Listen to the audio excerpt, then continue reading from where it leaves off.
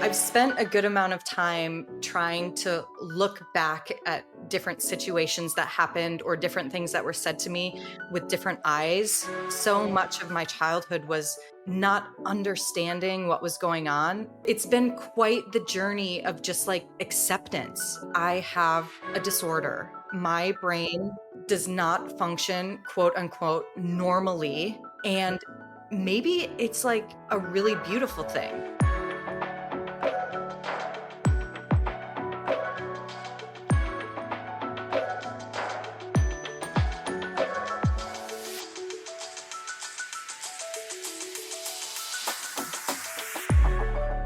Hello and welcome to Divergent Paths. I'm your host, Dr. Regina McMenomy. I am a doctor, but not that kind of doctor. And this is a podcast, not medical advice. Have you always felt a little different but didn't know why? Have you struggled with tasks that some people seem to handle with ease? Are you mystified by social norms and interactions? Divergent Paths is a podcast for late diagnosed neurodivergent people to discuss their journeys discovering the joys and frustrations of having a spicy brain. Each episode, I will interview someone who discovered they have ADHD, autism, or a combination of the two later in life. What defines a later in life diagnosis? Anytime the realization happens outside of the quote-unquote norm. Rachel Konsella is a professional elopement and wedding photographer. We discuss how she thrives in the chaotic wedding environment and the significance of photography for helping retain memories for people with spicy brains. So stay tuned, and thanks for listening to Divergent Paths. When we first started talking, I found out that you were a photographer, and I was commenting on your titles for your pictures, right? Wasn't that one of the first things? Yeah. Yes. And I will never, I honestly will never forget what you had told me, which was that you said you really appreciated my art, my visual art, but you also just as much appreciated the titles that I had chosen to match up with the art, and that you are so into language. And so that was just really touching for me, because I do spend a lot of time picking out the titles, and often, I don't even know if anybody reads them. Right. Yeah, it's so hard. That's one of the hardest things about being a creative, I think, is when you're putting your energy and your art and your, as far as I'm concerned, little bits of your soul out into the world. Being able to get that feedback of, oh, wow, this is actually hitting, and oh, people are paying attention and people are hearing and listening and seeing, because that's, I don't know, one of the hardest things if you're a creative and you're not seen is it hurts too, right? Absolutely. Yeah. Has photography always been your creative outlet? Has that been a persistent interest? I think so. Yeah. Growing up, I remember going through thousands of disposable cameras, and my mom just being how did you fill this in, 20 minutes? This is, the camera for the year. Right. And I'm taking pictures of my favorite cartoon shows, and I'm oh, my favorite favorite characters here. Yeah. Yeah, exactly. So let me capture in the camera this little bit from on the TV. So you'd get the disposable camera photos back, and it would just be all of the Rugrats. Right. I've also always enjoyed painting too. Painting has definitely been a thing that I've always done. What brings that drive? Because those are both very similar, but very different manifestations of visual arts, right? Because I'm not a photographer. I can take some good pictures sometimes, but it's definitely not my thing. And I always have this thing with pictures of, why doesn't it look like what it looks like for me, right? Yeah. That's not what I am seeing. Exactly. Yeah. I think that's just more about kind of deep diving into the gear and just really knowing the camera and knowing editing software afterward, and then being able to know what you can do with your camera and what you can do with a computer before you even take the photo. Oh, interesting. That's kind of, I think, where you'll have the most success, is knowing those on the back end and then applying them ahead of time. You have in your mind I can catch this way, but I can also afterward edit it like this. Exactly. Yep. Interesting. Yep. Yeah. Yep. Yeah. Many years ago, when I was first doing conventions, I went to Penny Arcade Expo, which is the big video game convention up in Seattle. And I have a friend who does he does visual media, but video. And so he came along, and we were on press passes, and he brought his camera, and we did a bunch of like impromptu interviews on the show floor and stuff. It was fantastic. But I remember a mutual friend of ours saying to me, "You're going to be really confused by some of what he does," and I'm like, Yeah. "Okay." Uh-huh. Uh-huh. Yep. But then when I saw the edit, he edited a whole open for all of the videos that were like these snippets of video of just random things in the convention, random cosplays, random this, random this. A couple of times he asked me to do a few things. He's like, just walk down that hallway or whatever, walk by this display. And all of that came together to be this opening for the video. But like to the outsider who's not looking inside at that process, Yep. like I had no idea that that's what was happening. Yep. Yep. Yeah. Yeah. I'm sure that when I'm like photographing a wedding, that's kind of like my primary way to make an income with my photography is through wedding Mm-hmm. wedding Yeah. photography. I guarantee you I have a handful of guests every wedding who are like, "What in the world is she doing?" But I Right. know what I'm doing. I don't need them to know Right. what I'm doing. Exactly. Like there's, you have the big picture, and Yep. I know lots of people who've been in the wedding industry, so I know like DJs and like all kinds of different people who've worked in weddings and other wedding photographers, and they always say the same thing too. Like you're looking at this like the big umbrella picture of the day, and recognizing those moments that the participants aren't seeing, but might want to remember, right? Yep. Yep. Yeah.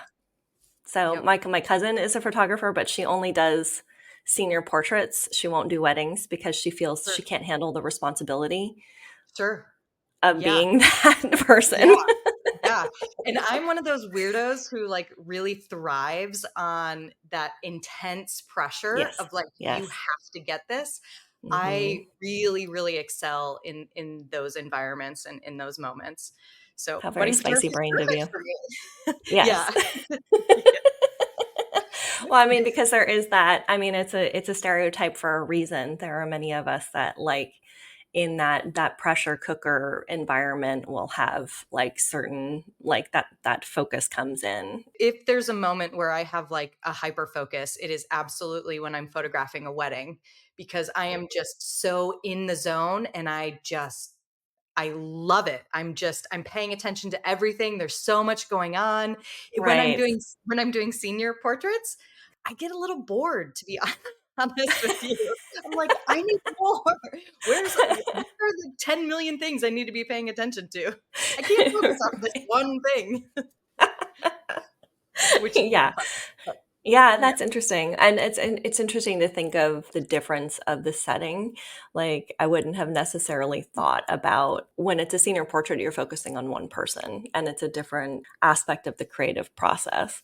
Whereas with the wedding, you're focusing on all the guests, on the bride and groom, on this and that, like, making sure you get the details for the food or other things that might be happening that are the things people are going to forget and, their memories and Yep. stuff. Yep. So with spicy brains, one of the things that is kind of a cornerstone is that we don't have great memories. Yeah. I will keep things as mementos of things. I don't think I've ever told this story, but I have a nail in my makeup bag, which I know probably sounds totally random, and it is because it is. But I was on a trip when I was in my undergrad. We went to Hawaii with my geology class, which just in and of itself is an amazing thing.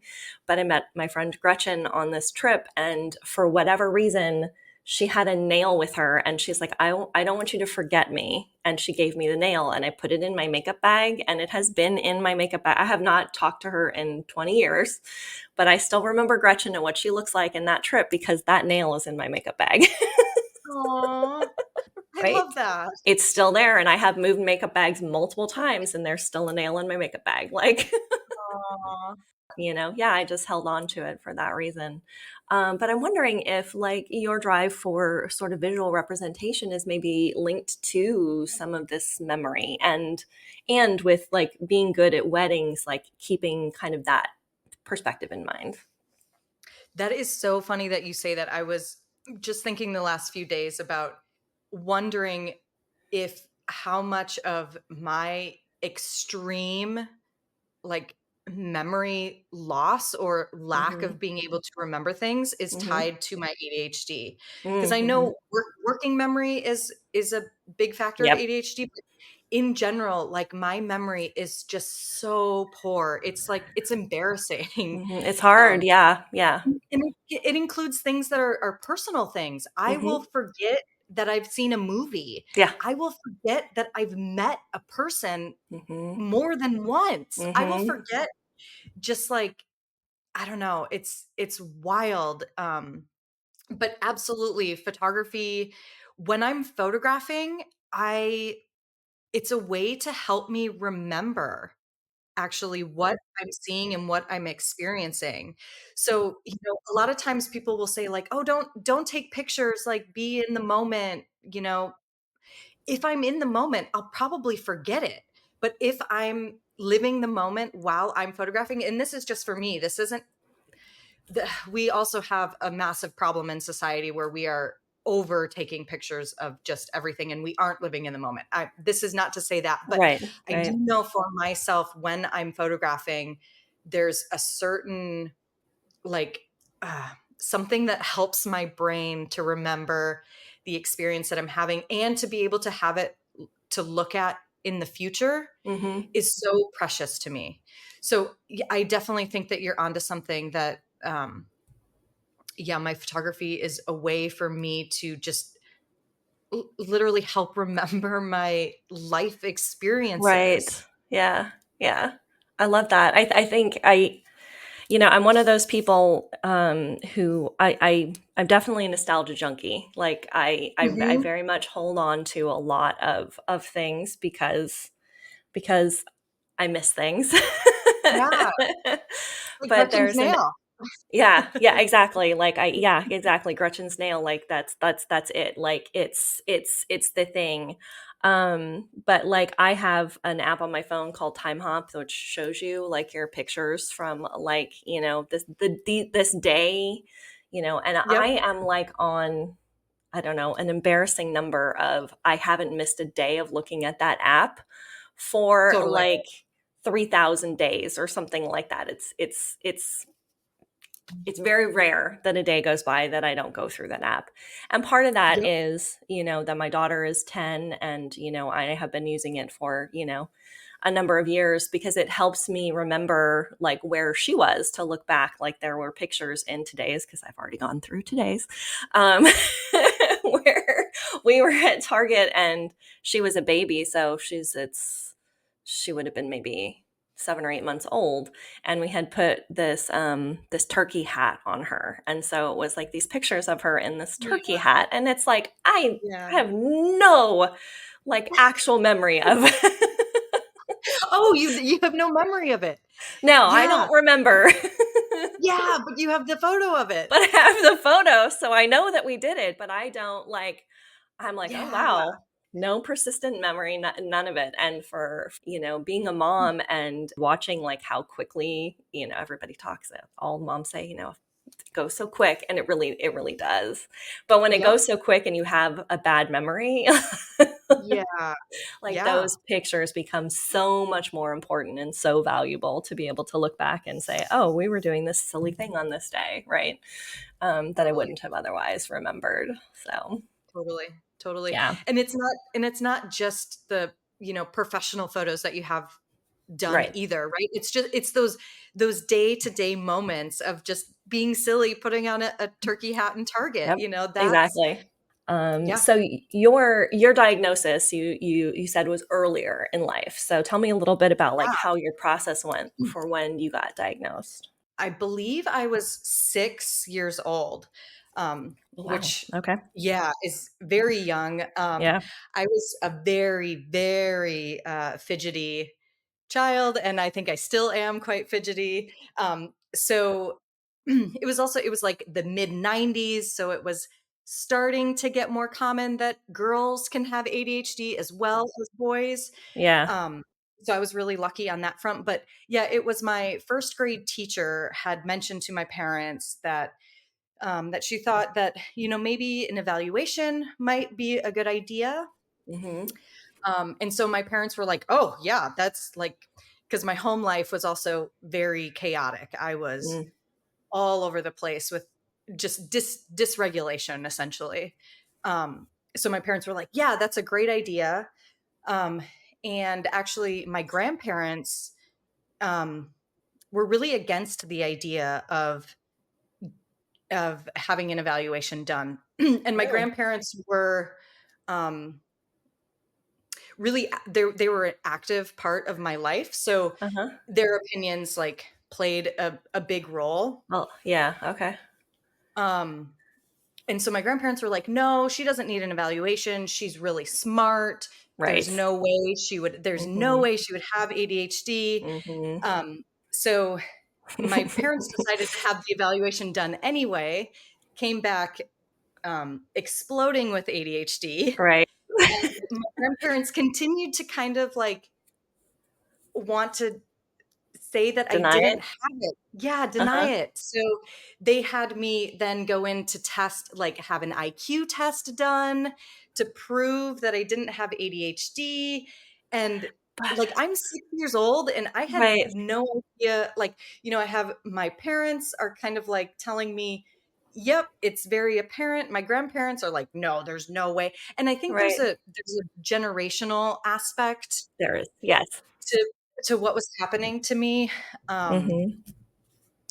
but so the other really interesting part of this was that so I got diagnosed and I was Mm-hmm. put on Ritalin. And who is my pharmacist? My grandfather. Oh God. So every month that I would go get my medication with my mom, Mm-hmm. there would be that reminder from my grandfather, you don't need this. You're fine. Wow. You don't need this. I hurt for you hearing that because it's like to have a parental, adult figure who is like denying what is that makes it your responsibility, right? Like you Yeah. don't need this, Yeah. it takes away the fact that it's not a failing on your part.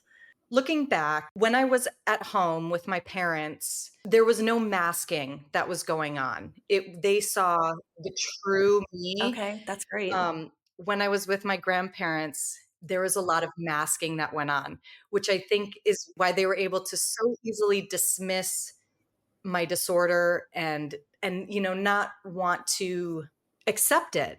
And part of accepting it through me means that then they have to accept it for themselves as Right. well, that now they have a grandchild that has a disorder. Yes. There's a lot there, and it just continued through all of elementary school, all of middle school, all of high school. And even when I would spend time at my grandparents' house, they would just say like, oh, you don't need to take your medicine today. And so I would actually hide it in my like suitcase that I would bring with them there, and just like I would take it because I Yeah. knew how much it helped me. Right. It was fascinating. Yeah, and it feels like, and I'm gonna project a little bit here. So if this is off base, you'd let me know. So not only are you getting this from like primary care attachment people, right? Because we talk about attachment theory. It's clear that your grandparents had a very important and significant role in your life. And so you have them having a reaction, I think, is based in their own insecurities, right? Because Yep. it is largely genetic, pretty much proven at this point that it's Yep. following our genes and it's Yep. coming from, it's coming from our parents. And even with that, we are attracted to people who are spicy brains too, because Yep. you understand each other. So the likelihood of, I think the statistic I've read is if both parents are neurospicy, then it's like an 85% chance that the children are going to be neurospicy, which is like, hi. There's a Yep. very, very high likelihood that it's not just your parents, but it's probably your grandparents as well. And so to Yep. have that like insecurity and to want to put that control over you and your experience and Yeah. deny for you what the medication does, like, oh, there's Yeah. so many layers there of Yeah. difficulty and trauma and kind of pulling out of it.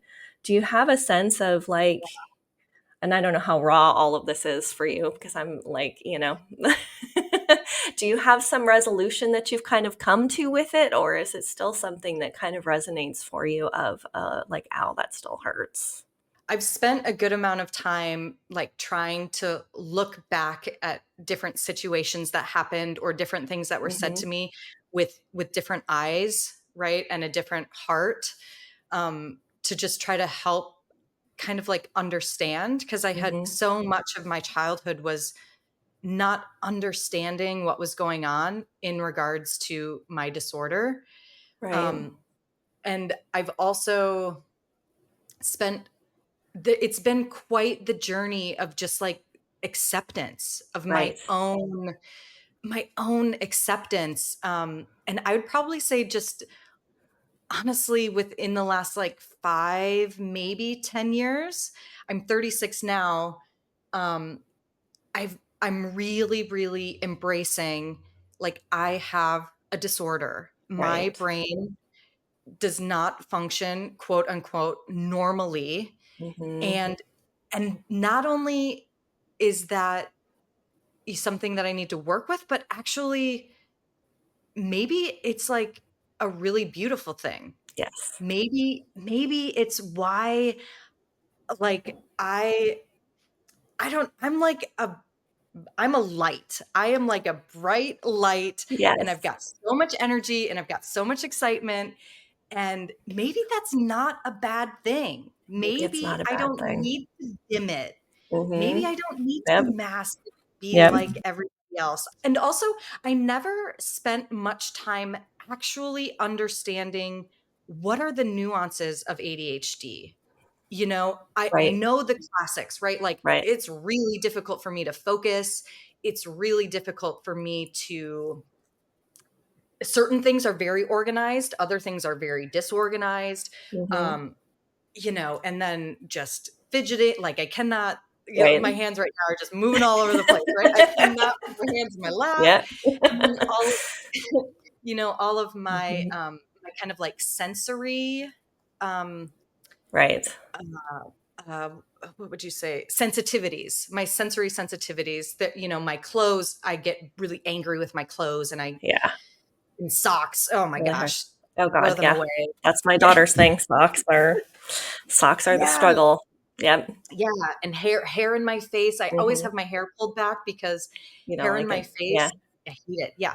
Um, anyway, Yeah. so like the classic ADHD things, I've had an awareness about, but there's other things like rejection, sensitivity, Yes. dysphoria. Oh god, I yes. was introduced to this 3 years ago, and I'm like, Mhm. this is why I think everybody hates Right. me. This is why. It's because it's a dysphoria. It is. It's not real. Right. It's not real. People Yeah. actually love me, and I think that they hate me. Yeah. It's It's fascinating. Oh God, when I was introduced to the concept of RSD, I was like, oh my God, this explains so so much of my helpful. life. Yeah, so much Yes. of like why I react the way I react sometimes, the way I get overblown, concepts, the way like, that I have this difficulty struggling with. Like you said, like you feel like everybody's mad at you, and the likelihood everybody's mad at you is pretty low. Yeah. But Yeah, exactly. And where I experience it a lot, which has been so helpful, is in my work. mm, When I give someone, right, the photos that they've hired mhm. me to do, and if I don't hear back from them, like, immediately, I'm like, "Oh, they hate Oh their my photos, god. they hate their Right. photos." Right, they're so And mad. it's like, Yeah. No, they're busy. Right. They don't Yeah. check their email, right? Yes. Just like me, I don't There's check my so many email. other There's so many Exactly. other explanations for what we think is, yeah. This is definitely Exactly. one of the big Yeah. things that I still struggle with, and that I see a lot of people, late or regular or, normal, not normal, early diagnosis. I don't know what to say there. Maybe traditional Traditionally, yeah, diagnosis? traditionally diagnosed, yeah. I Yeah. see that. I see it very much in some as one of those things, and I've been thinking about it in terms of, pattern recognition is another one of the big ones, right? And that's part of what's happening with the rejection sensitive dysphoria is it's rare that the pattern I'm seeing doesn't exist. Like the pattern is there.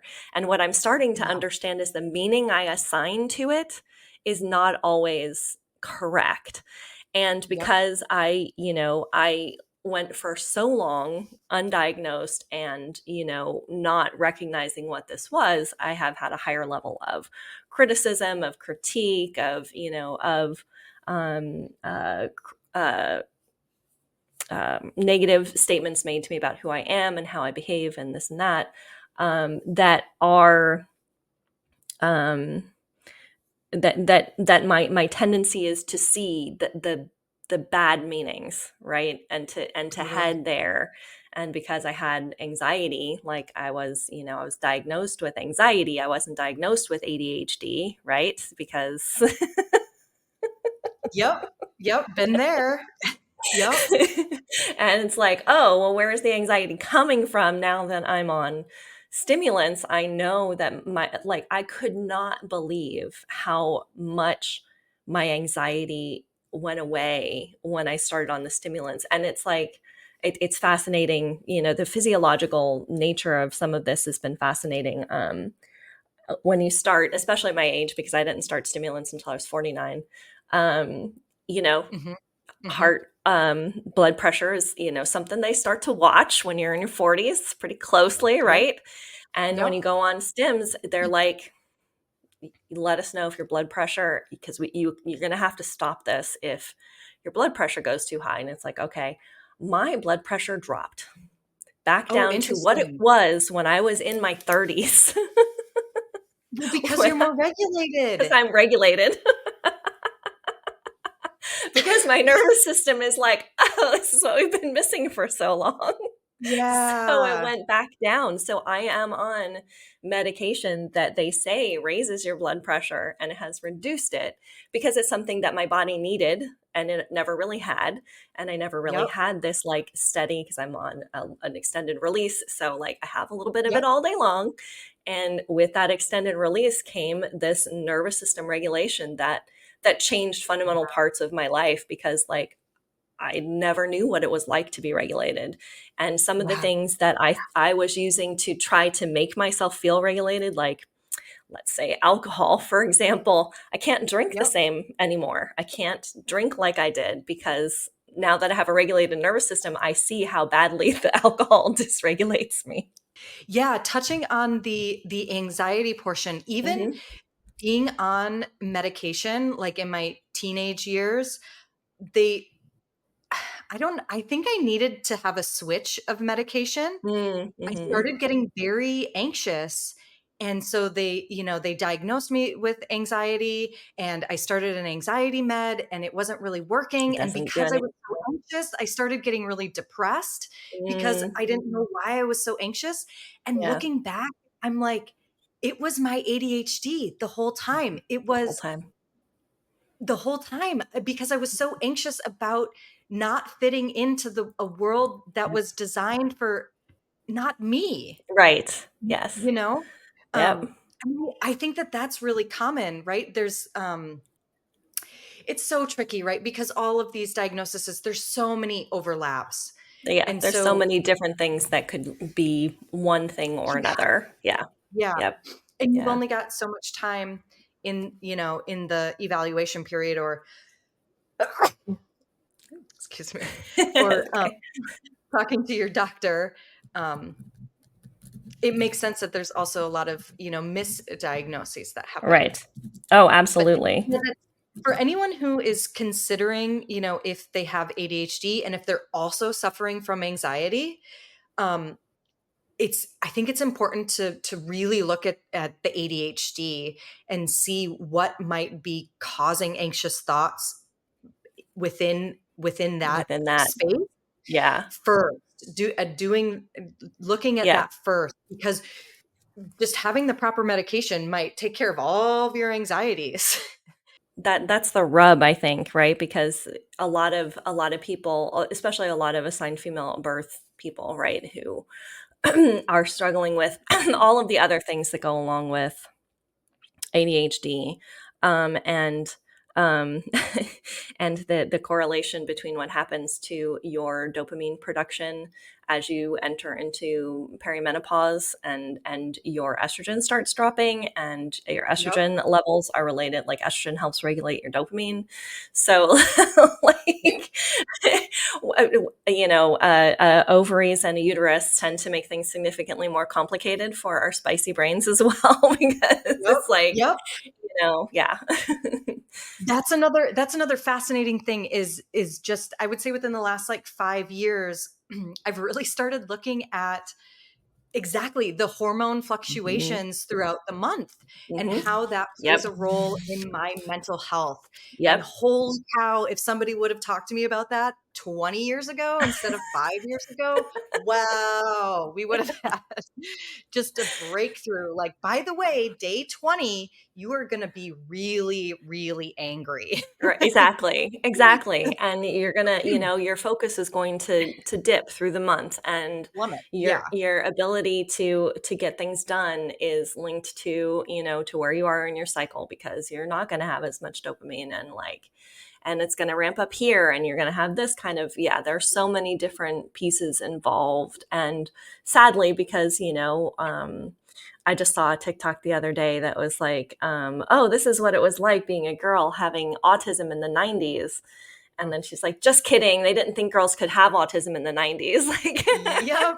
Just kidding. because we couldn't have that. Exactly. And that's still, there's still Yep. that Yep. sense of understanding how assigned female birth bodies manifest, ADHD. And it's not just these, we're talking right now about physical symptoms, but there are social symptoms, because a lot of that expectation that I imagine you had with your grandparents is gendered, right? Like Oh, yeah. it is that you are a girl and you're supposed to behave this way because you're a girl. And I would say a good portion of the masking and the people pleasing that I've struggled with in my life comes from the fact that my mom taught me to be a specific way because of who I was.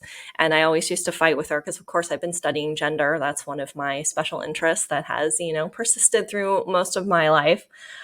She would say, because I have three brothers, and then I'm the only girl, and my mom would Mm, say things like, "Well, my uh, my boys were boys, and my girl was a girl," and I'm like, "Yeah, but you treated your boys like boys, and you treated me like a girl, so like, of course we behave differently. You had yep. different expectations of how I was going to behave versus how my brothers were going to behave, and we fulfilled those." She got Yep. so mad at me when my daughter's dad would roughhouse with her. She's like, she's a girl, and I'm like, she's a baby. Like, she needs this, just her brain needs this just as much as a boy's does. Like, she needs to understand her Yep. body and understand where her body is in space, and that's part of what roughhousing helps with. She's Totally. like, but he needs to be more gentle with her, and I'm like, he doesn't. He's being totally safe and totally fine, and Yep. Yep. but That that comes. overprotectiveness of Yes, the physical exactly. body. Mhm, Yeah, the mhm. overprotectiveness of the physical body, and a difference because she was a girl versus, if she was a boy. And that also goes to the generational ideas too, about, like, her ideas about gender were much more, solid in that, like, what her generation believed was supposed to be. I Yep. have wondered what it would be like for my mom. She passed away several years ago, so like I don't get to explain to her. Like, I see her in such a different light now because I Yeah. understand that she had undiagnosed ADHD and Yeah. had, Yeah. was treated for anxiety, and the medication she was taking for the anxiety didn't have, great effect. because it Yep. wasn't really treating the underlying cause. So Yep. it's Yep. fascinating. Yeah. But I think I wanna dig a little bit into something you said kind of a little bit back. Like you're talking about Yeah. feeling like you're a light, and there's Oh, so much good, that comes from having a spicy brain. And I never want these conversations to not highlight that there's so much good that comes from this. So what is something that you feel stands out for you in terms of the skills you have because you have ADHD and a spicy brain? like to be flexible, I think, Mm, or just like go with the flow or adaptive. last minute. Mhm, Adaptive. Yeah, I'm mhm. extremely adaptive. Um, which sometimes isn't always the case for someone who's neurodiverse, right? Yeah, right, Like absolutely. There's a lot of rigidity. patterns.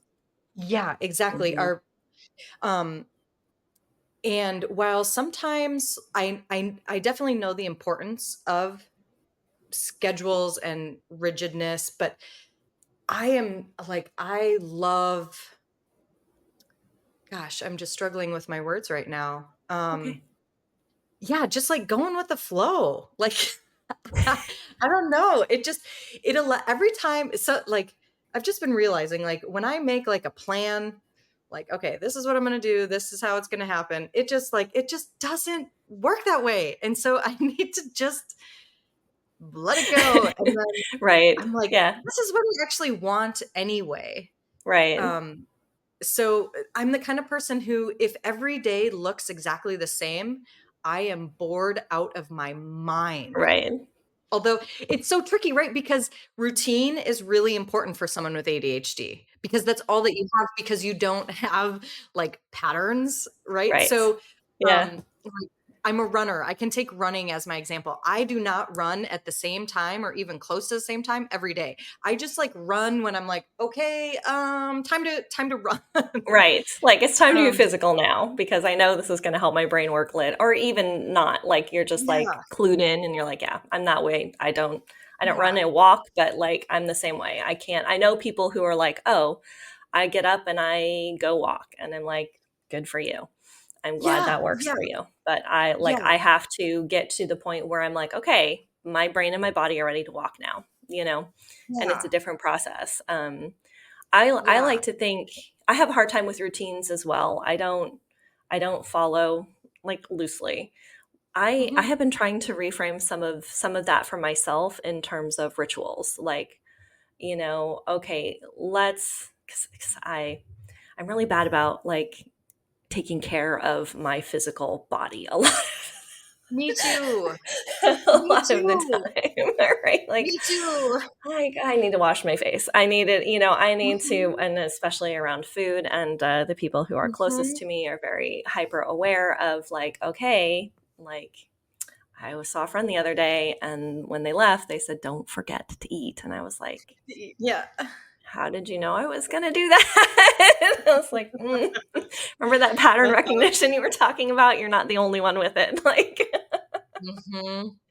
So I try to think about it instead of routines, rituals, and it's like, okay, when I go to bed at night, I'm taking care of my teeth because this Yep, is part of the ritual. And then, like, okay, you're going to wash your face in because this is part of you taking care of yourself. Like, yep. my optometrist just told me, if you don't take off your eye makeup, you're going to lose the ability to wear contacts, and you're going to be really unhappy when that happens. And I'm like, you are correct. The way that I solved my contact is I just got LASIK because I was Uh, like, "You know what? Screw the contacts."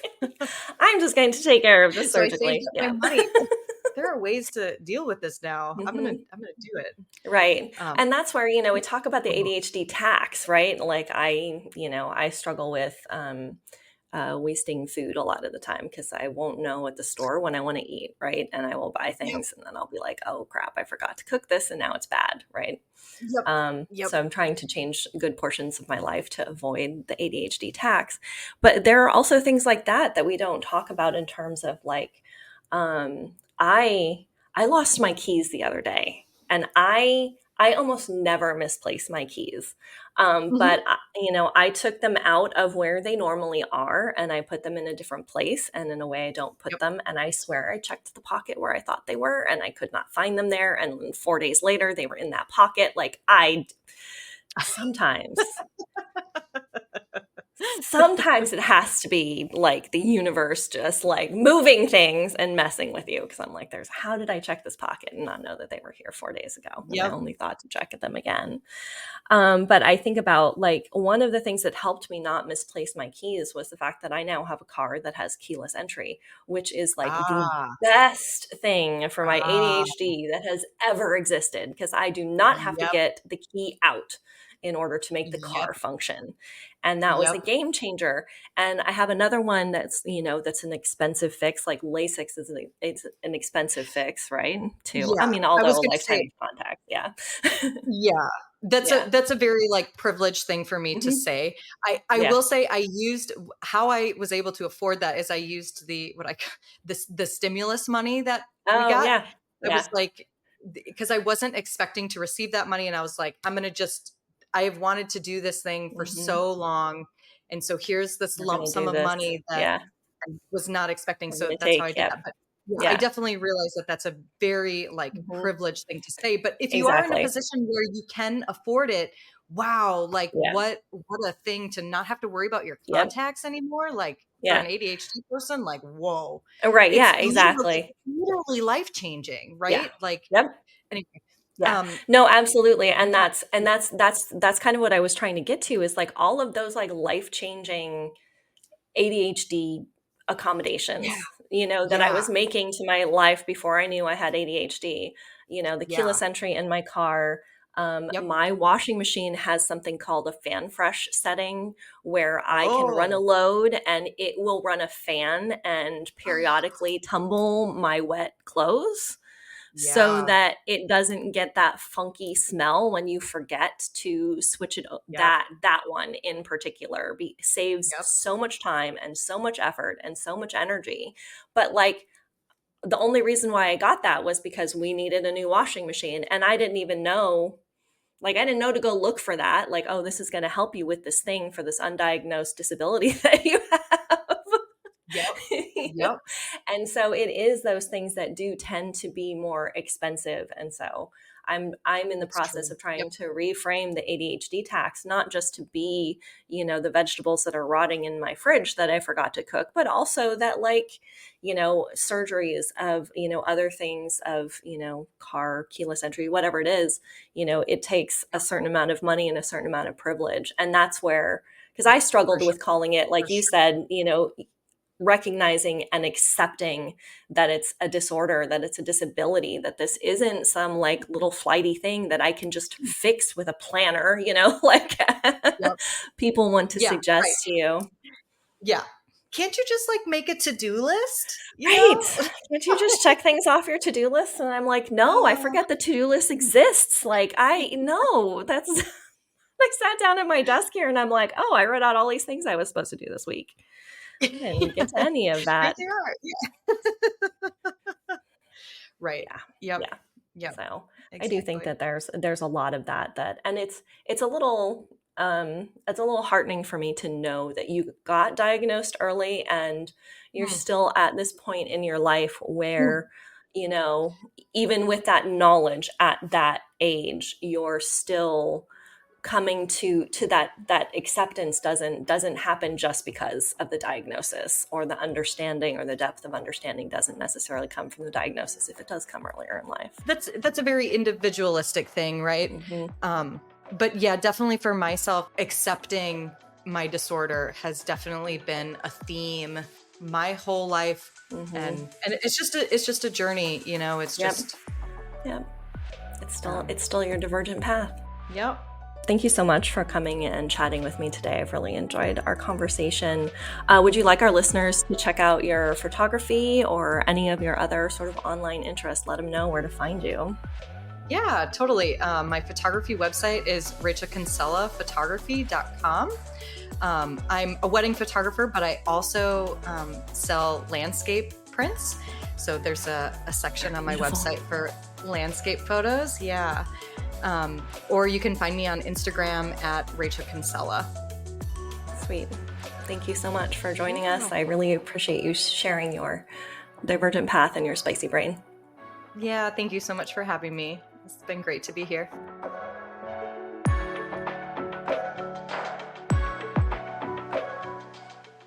A huge thank you to Rachel for chatting with me today and sharing her story. Check the show notes for links to her Instagram and website. Thank you so much for listening. I'm really glad you're here. Make sure you subscribe to this podcast wherever you listen and share with your spicy-brained friends. Follow us on Instagram at Divergent Paths Consulting, no spaces. And until next time, stay spicy.